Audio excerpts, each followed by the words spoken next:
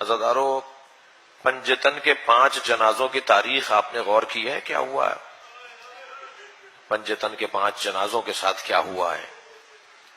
کائنات کے افضل ترین لوگ، جن کی وجہ سے اللہ نے ساری دنیا بنائی ہے، جن کی وجہ سے ہم کھا پی رہے ہیں، جن کی وجہ سے یہ ساری دنیا چل رہی ہے، پنجتن وعالین لوگ، جو حضرت آدم کو سجدہ کرنا ان کے لیے ضروری نہیں تھا، سارے فرشتوں سے کہا سجدہ کرو، اللہ کہہ رہا ہے شیطان سے کیا تو متکبر ہو گیا؟ یا آلین میں سے ہے جو سجدہ نہیں کر رہا؟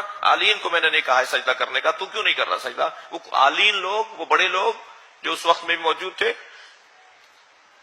ان کے جنازوں کے ساتھ کیا ہوا؟ پیغمبر کے جنازے میں 11 افراد ہیں، کوئی نہیں تھا جنازے میں نبی کے، 1 لاکھ سے زیادہ صحابہ مدینے میں تھے، مگر نبی کے جنازے میں 11 افراد ہیں۔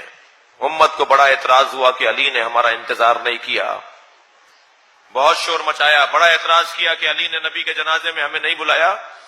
اس گھر میں 95 یا 75 دن کے بعد ایک اور جنازہ ہوا، وہ جناب فاطمہ زہرا کا جنازہ ہے، 4 آدمی ہیں اس جنازے میں۔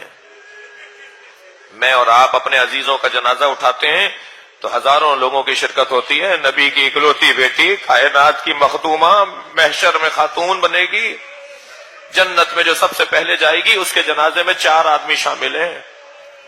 پھر امت کا اعتراض ہوا کہ اہل بیت نے ہمیں جنازے میں نہیں بلایا، تو اس گھر میں تیسرا جنازہ ہوا ہے مولا علی کا، اس میں 2 آدمی شریک ہیں۔ مولا علی کے جنازے پر اہل سنت کے مطابق 2 اور ہمارے مطابق 6 افراد شریک ہیں مولا علی کے جنازے پر۔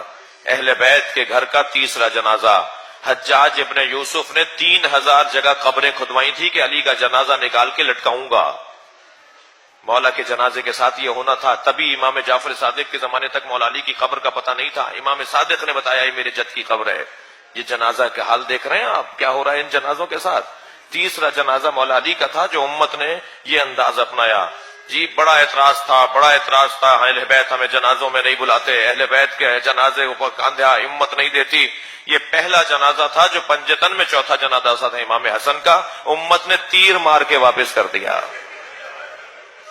بہنیں بھائی کے جنازے سے تیر نکالتی رہ گئیں۔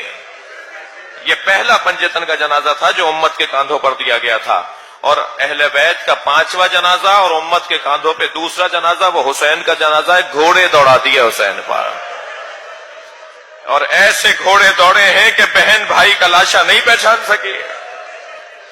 جب آئی ہے جناب زینب اپنے بھائی کے لاشے پر، تو امام کی پسلیاں کمر سے باہر نکل رہی تھی، لاشا امام کا مزمحل ہو چکا تھا، مسلح ہو چکا تھا، سگی بہن برابر کی بہن نہیں پہچان پائی، تو لاشے کے گر چکر کاٹ کے کہنے لگی انت اخی زینب، کیا تم ہی زینب کے بھائی حسین ہو؟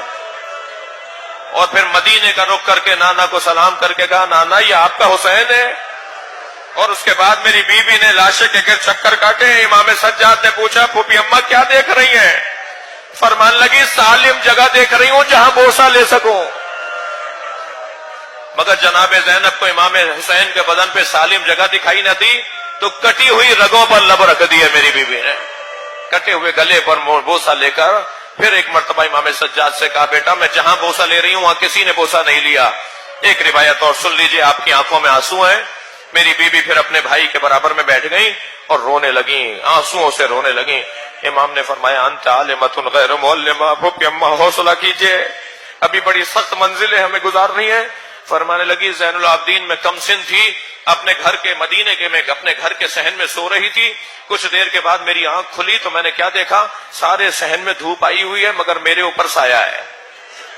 تو میں پریشان ہوئی، میں مضطرب ہوئی، سوچنے لگی یہ سایہ کیسا ہے۔ تو میں نے کروٹ لے کر پہلو بدل کے جب دیکھا تو یہی بھائی تھا جو چادر پکڑے کھڑا تھا کہ کہیں میری بہن زینب پر دھوپ نہ آ جائے۔ اب بتاؤ میں کہاں صبر کروں، میرے سر پر چادر نہیں ہے، بھائی کے بدن پہ دھوپ آ گئی ہے، کوئی نہیں ہے جو زہرا کے لال کے بدن پر کپڑا ڈالے۔ اللہ لعنت اللہ علی قوم الظالمین۔